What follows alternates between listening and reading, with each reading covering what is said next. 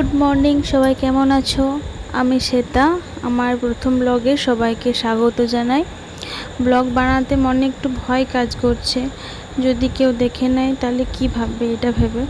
তো এটা আমার অনেক দিনের ইচ্ছা যে আমিও ব্লগ বানাই। বাড়িতে তো সবসময় একা একা থাকি। না না, মানে একদম একা নয়, আমার বর, ছেলে, বাবা, মা আর ভাই, মানে আমার দেওর, আমরা সবাই একসাথেই থাকি। কিন্তু ওরা তো সবসময় বাড়িতে থাকে না, ওরা বাইরে থাকে। দেওর বাইরে ল নিয়ে পড়ছে। তো তাই ভাবলাম আমিও ব্লগ বানাই সবার মধ্যে, তাহলে আমারও একটু সময় কাটবে, ভালো লাগবে। তো চলো সকাল থেকেই ব্লগটা শুরু করা যাক। আজ শনিবার, হনুমানজির পুজো আছে, মানে বাড়িতেই করব। আমি মন্দিরেও পুজো দিই, কিন্তু আজকে ওর সময় নেই, আজকে ওর একটু কাজ আছে, ওর মানে আমার বরের। তো চলো ব্লগটা দেখতে থাকো।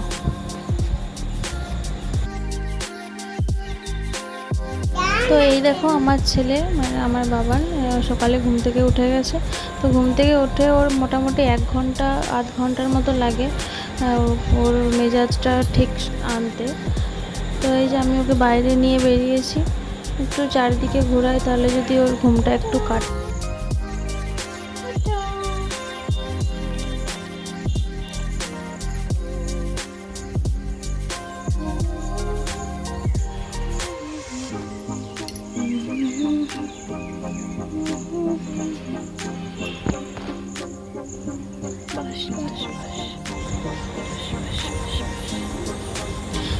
আমাদের বাড়ির সামনে একদম রোড।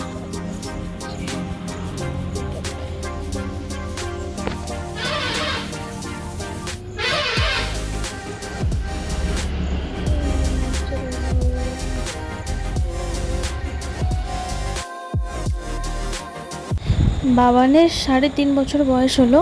তো আমি অনেক দিন ধরেই বলছি ওকে স্কুলে ভর্তি করব, কিন্তু কারো এখন কোনো মত নেই। সবাই বলছে আগে 4 বছর বয়স হোক, তারপর স্কুলে ভর্তি করব। তো স্কুলে বলেছে এখন ভর্তি নেবে না। বাবা জিজ্ঞাসা করেছিল, তো তাও আমি বাবাকে বললাম ওকে একবার নিয়ে যান, দেখিয়ে নিয়ে আসুন, যদি ভর্তি নেয়। সবাই তো, কত ছেলে সবাই ভর্তি হয়ে গেল। তো আমার একটু টেনশন লাগছিল, তো বাবাকে বললাম নিয়ে যাও। তো তাই তাড়াতাড়ি করে ওকে রেডি করে দিচ্ছিলাম, আর ওকে বলছিলাম যে তাড়াতাড়ি করে নে, স্কুলে যাবি। তো ও আনন্দে তাড়াতাড়ি করে খেয়ে নিল, হ্যাঁ রেডি হয়ে গেল। তারপর বাবা ওকে নিয়ে গেল। তো সেই ভাগে আমারও অনেক কাজ পড়ে আছে, রান্না বান্না, পুজো সবই আছে। তো আমিও সেগুলো করে নেব। তো চলো তোমরা আমার দেখতে থাকো ব্লগটি।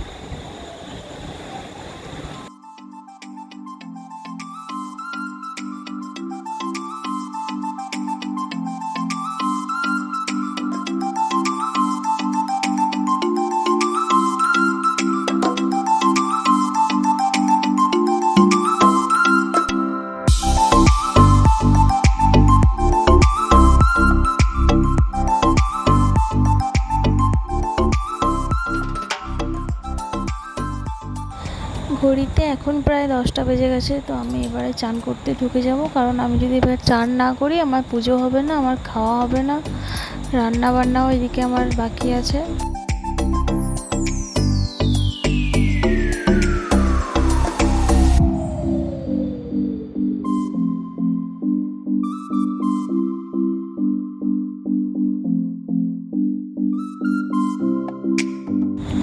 তো আমার স্নান হয়ে গেছে, আমি যাবো এবার ঠাকুর পুজো করতে। তো তোমরা দেখতে থাকো আমার ব্লগটা।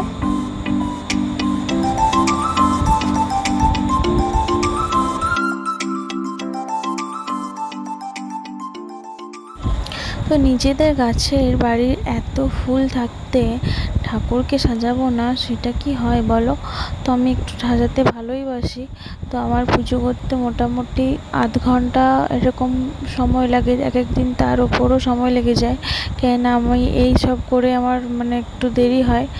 তো এবারে এরপর আমার তাড়া লেগে যাবে ভীষণ, কারণ এখন বাজে 11টা। তো আমার এদিকে রান্না, নিজের খাওয়া, এদিকে বাবা এলে পরে ওকে স্নান করাতে হবে, সব একসঙ্গে আমার পড়ে যায়। তো আমি চটপট রান্না করে নিচ্ছি। এটা হচ্ছে মোচার ঘন্ট। তো মোচার ঘন্ট আর আজকে খিচুড়ি করলাম, আর কাঁচকলা ভাজা আর বেগুন ভাজা, আর চাটনি আছে মানে রাখা আছে আচার করে। তো ব্যাস। আর এদিকে গিজারে জল গরম করতে দিয়েছিলাম, জল গরম হয়ে গেছে। তো বাবানকে এবার স্নানটা করিয়ে দেবো চটপট, কারণ এখন 11:30 প্রায় বেজে গেছে। তো ওকে 12টার মধ্যে খাইয়েও দিতে হবে, নাহলে আবার ঘুমের জন্যে কান্নাকাটি করবে। তো এখানে বাবা চলে এসেছে ব্লগের মাঝে। ভয় পাচ্ছিলাম যদি দেখে নেয়, এটা ভিতরে সবসময় ভয় কাজ করছে, কেননা প্রথম প্রথম ব্লগ করছি, এটা কেমন কেমন ফিলিংস লাগছে। তো তোমরা সবাই আমার পাশে থেকো, তাহলে আমার ব্লগ করার উৎসাহটা একটু বাড়বে।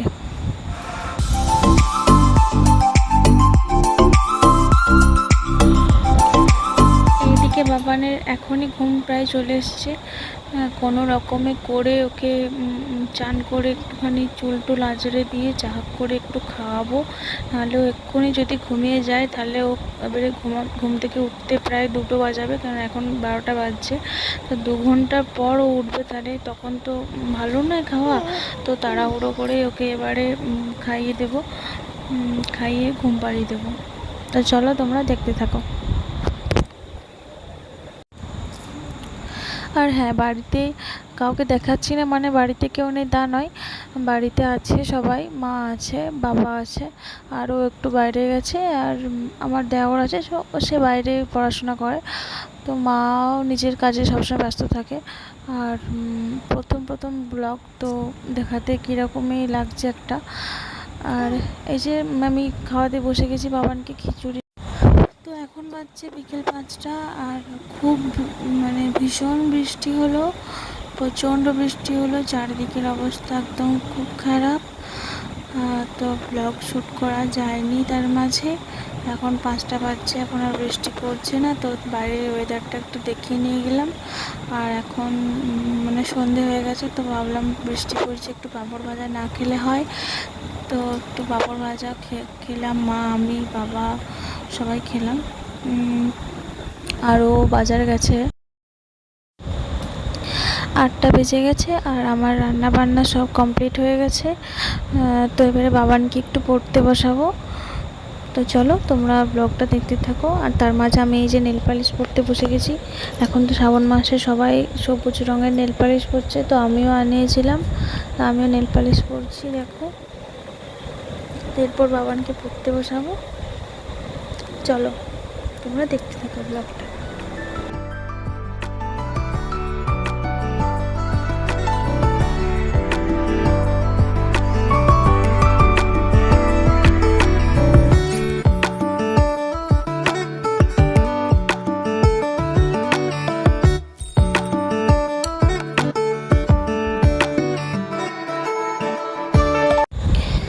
ও পড়বে না, আর আমি কোনো রকমে টেনে টুনে ওকে নিয়ে পড়তে বসিয়েছি। তো জোর জবরদস্তি যাকে বলে।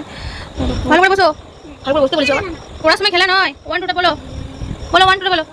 হুম হুম হুম হুম হুম হুম হুম হুম তারপর তারপর জোরে বল, জোরে বল, শুনতে পাওয়া যায়নি। 11 তারপর তারপরে 11 তারপরে 12 তারপরে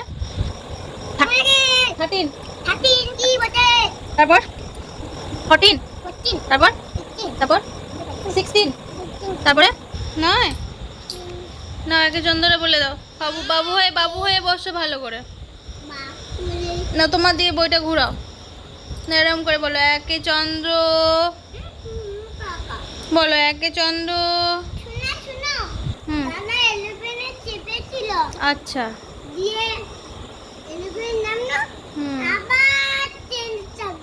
আচ্ছা আচ্ছা।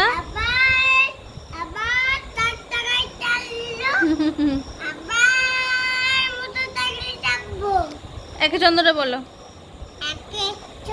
হুম হুম হুম হুম। 5-এ 6-এ ঋতু, 7-এ 8-এ অষ্টবসু। নয়ে দশে দিক। একে গুণ। পটেটো মানে তো আলু। কলিফ্লাওয়ার। ফুল ফুল কপি। ঠিক। ফুল কপি কলি ফ্লাওয়ার।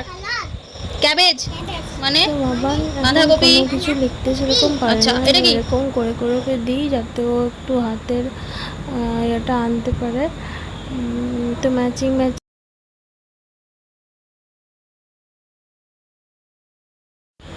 ছোট বাচ্চা আস্তে আস্তে সবই শিখে যাবে, সেসব নিয়ে চিন্তা নেই। আর ওর একটু অসুবিধা হয় তুই পড়তে বসে ট্রেন কেননা চালাচ্ছিস? পাশাপাশি কোনো বাচ্চা সেরকম নেই যে ওর সাথে একটু খেলবে, ওর সমবয়সী আর কি। তো পার্ক আছে আমাদের এই ঠিক 1-1.5 কিলোমিটার দূরে, মাঝে মাঝে পার্কে নিয়ে যায় ওকে। তো একদিন ভিডিও দেবো, পার্কে নিয়ে গেলে একদিন ভিডিও বানাবো। চকের ট্রেন। বাড়িতেও একা একাই এরকম খেলে, তারপর তো স্কুল যাবে, সবার সাথে বন্ধুত্ব হবে।